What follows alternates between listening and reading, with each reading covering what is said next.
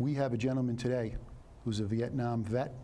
His name is Howard Kuker. We want to welcome him today. Thank you for coming to the show. Thank you. And more importantly, thank you for serving our country. Thank you, sir.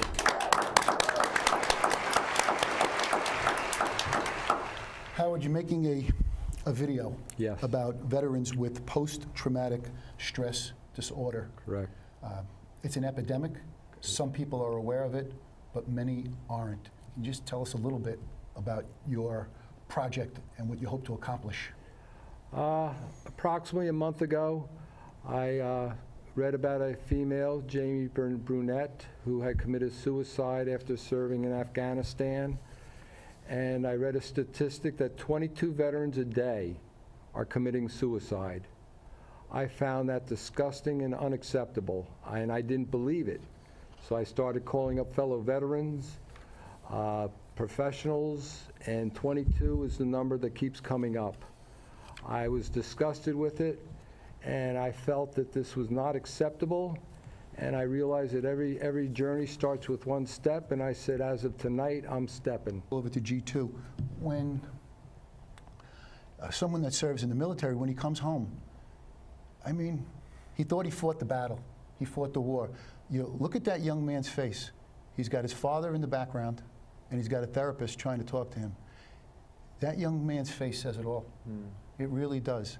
Look how big he is. Look how muscular he is. Big and strong. Okay, he had his whole inside. Right. He had his life ahead of him, and he went to serve his country. And when he came back, that's when his biggest struggles began. And what we're going to do is we're going to go over to a movie trailer because there's someone who has stepped up in an attempt to help you, a movie director. Yes, So very graciously helped us. The graphic that we just saw was from a movie by the name of Joe's War. Correct. So what we're going to do now, ladies and gentlemen, we're going to go over to a quick movie trailer if we can show that. Now you do everything your country needs you to do, and they just leave you hanging.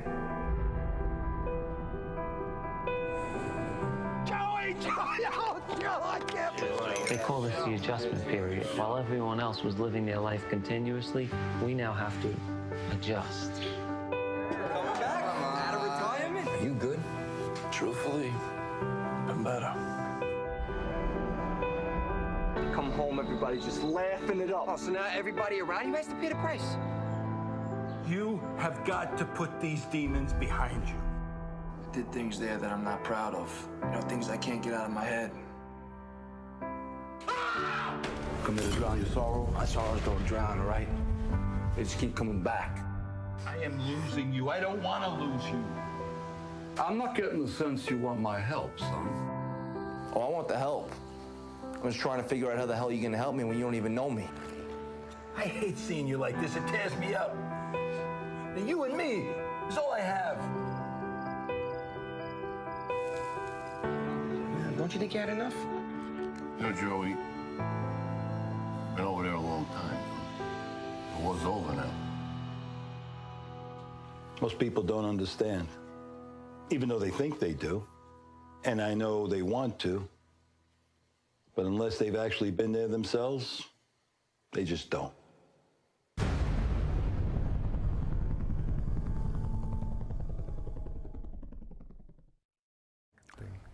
Let's welcome in the director of that movie, Joe's War, Phil Falcone.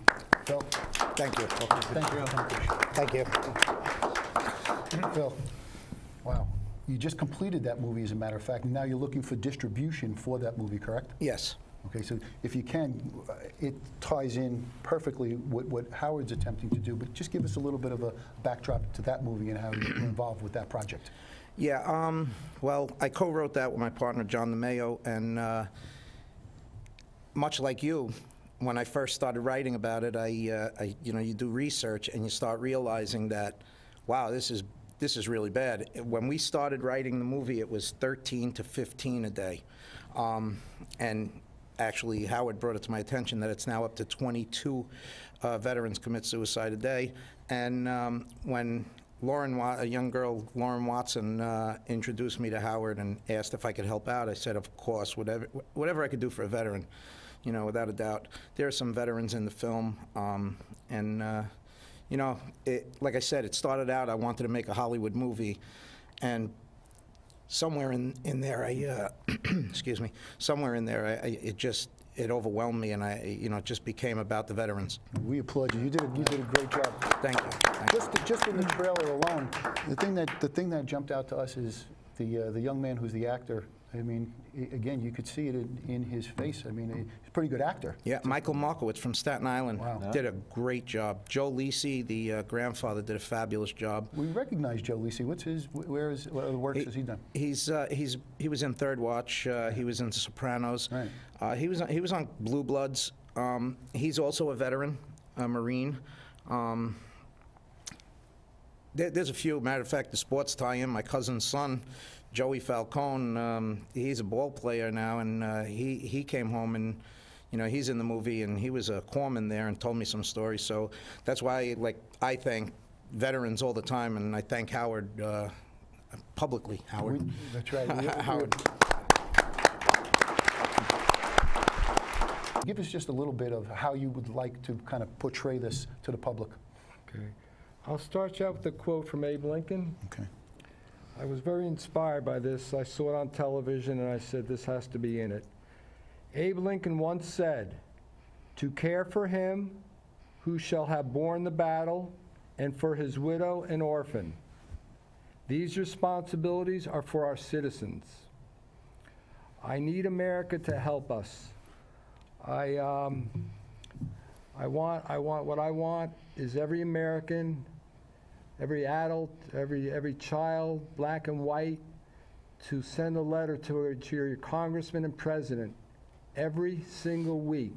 Not like a little flurry for a couple of weeks, you know, while you're feeling good about it, or bad, I should say. But every week, I'm begging you, not begging, we don't beg, we're veterans. I'm asking you to help us to slow this down. I don't think we can stop it. But 22 a day is not acceptable. Can you imagine if America, military was a corporation, and it was General Motors, or U.S. Steel, or any manufacturer, and they had 22 employees dying a day? They would be shut down in 2 seconds. So why are we allowing our country to allow 22 of our brothers and sisters to die? It makes no sense. The VA isn't bad. I didn't tell you they're bad. I'm using the VA for all my health right now. All my insurance is through the VA. They're not perfect, that's for sure. But there's long waits. A lot of my fellow veterans with psychiatric problems, they can't sit in a chair for 3 hours waiting to see the doctor. They freak out and they leave, and a lot of my vets won't go back. They get disgusted with the waits, and they go home and they blow their heads off. I know that's rough, but what's more rough than suicide? I mean, this is a rough topic, and I want my fellow Americans to help me. Without your help, but what is the message to Congress? What do we need? More funding? We need more money. I think the VA really has a pretty good grasp now. There's been all kinds of studies and stuff done. And I'm no expert on anything. All I am is a guy that got drafted when he was 18, 19 years old, and I went to Vietnam on an aircraft carrier, and I did my job, you know. But they kind of deserted us. Like when I got out of the service, there was nothing. They gave me my last check and said, have a nice day. They didn't say, hey, if you want to do this, or you need this, or if you're having any problems, go see this. When I came off the ship in Vietnam, from Vietnam on the USS America, when I came back to Norfolk, Virginia, we were hitchhiking home. Nobody would pick us up. The bridge tender, when we hitchhiked by the bridge in our uniforms, he said, if you don't get away from the bridge, I'm going to have you arrested. That was within 5 hours of coming back from Vietnam. The most important thing is for all of these people that are suffering in silence, for them to feel like there's an outpouring and an outreach. And you know what? Even if anybody who's sitting at home, if you feel, you say, hey, you want to know something? Well, you know, I feel bad for that guy, but I wasn't in the service, so, you know, it affects more than just people that were in the service. You know, it really is staggering when you talk about post-traumatic stress disorder. They estimate 7.7 million adults in America. Now, the majority are those that had military background and saw horrific things, but they're not the only ones. So if you help the veterans, you're also helping potentially yourself maybe someday. Right. Even if today you're sitting on your couch and you feel good, you know, life has a way of knocking you down. People on September 11th, when they went into those towers, they were going to work that day. And some perished right there. But you want to know, a lot that got out are not the same. Even the people that were standing by, you know, I was on my way to work that day, and people jumped from the buildings. And the people that are watching this, you know, of course it's worse for the families and for the people themselves, but even the people that were watching this, it's tough. And PTSD affects everyone. Everyone knows someone that's suffering from PTSD.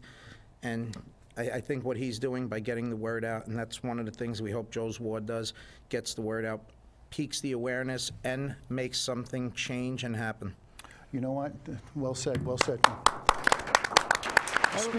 Speaking of Joe's War, and then Howard, we'll get back to you also. There are a couple of graphics of two gentlemen that lent them their talents. We have Armand Asante and Ed Asner. So we got graphic 5 and 6. If in the production room, if you could show those, that would be great. He plays the therapist.